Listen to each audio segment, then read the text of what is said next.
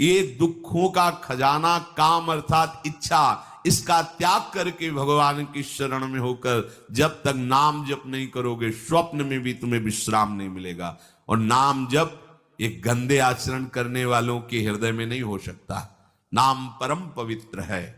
ये तभी होगा जब आपका खान पान सात्विक हो, आपका वातावरण सात्विक हो, आपका बोलना उठना बैठना सब सात्विक हो, तब नाम भगवान कृपा करेंगे आपकी जिह्वा। फिर कौन सी इच्छा रह जाएगी, कौन सी इच्छा रह जाएगी? अरे आप विश्वास कीजिए, ये जितनी इच्छाएं हैं सब स्वाप्निक हैं। जब आप सच्चा विवेक धारण करेंगे तो आपसे पूछा भी जाएगा कि जबरदस्ती केवट से कह रहे ले लो, वो कह रहे आप कछुनाथ न चाहिए मोरे, नहीं चाहिए। प्रहलाद जी कह रहे वरदान मांगो, हमारी आज्ञा का पालन करो, तो कह रहे हाँ आपकी आज्ञा का पालन करता हूं, हे नाथ मुझे यही वरदान दीजिए कि आपसे भी कोई इच्छा न रहे।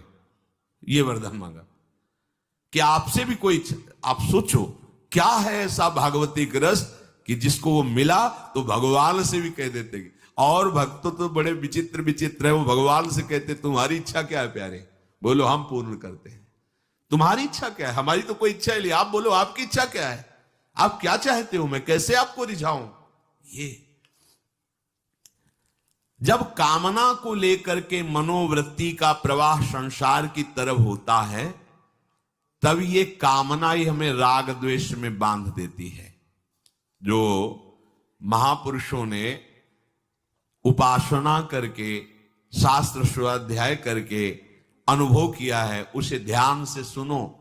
इच्छाओं से बचने का उपाय, इच्छा ही आपके बंधन का कारण है, इच्छा ही जन्म मरण का कारण है। इच्छाओं से बचने का उपाय, पहली बात, शरीरधारी को किसी दूसरे शरीर से अपने शरीर की सेवा तब तक नहीं लेनी चाहिए जब तक बीमार ना हो जाए, असमर्थ ना हो जाए, चाहे गृहस्थ में हो चाहे विरक्त में हो।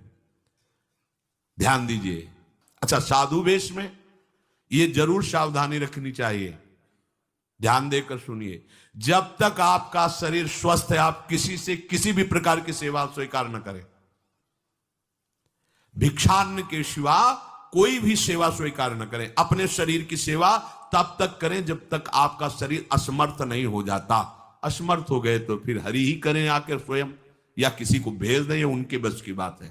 देखो माधवदास बाबा की लंगोटी स्वयं श्री ठाकुर जी महाराज धो रहे हैं। तब तक हमने अपने बड़े संतों को देखा है बिल्कुल किसी भी तरह की कोई सेवा नहीं स्वीकार करते। अपनी दिनचर्या अपने हाथ से अपने शरीर की पूरी। आपको क्या हो गया है, आप भी वैसे ही चलो जैसे गुरुजन चले हैं, भिक्षान्न के सिवा आप अपनी किसी भी तरह की सेवा किसी से मत करवाइए। आप देखो इच्छाओं का दमन होना शुरू हो जाएगा, यहीं से इच्छाओं का दमन शुरू हो जाता है।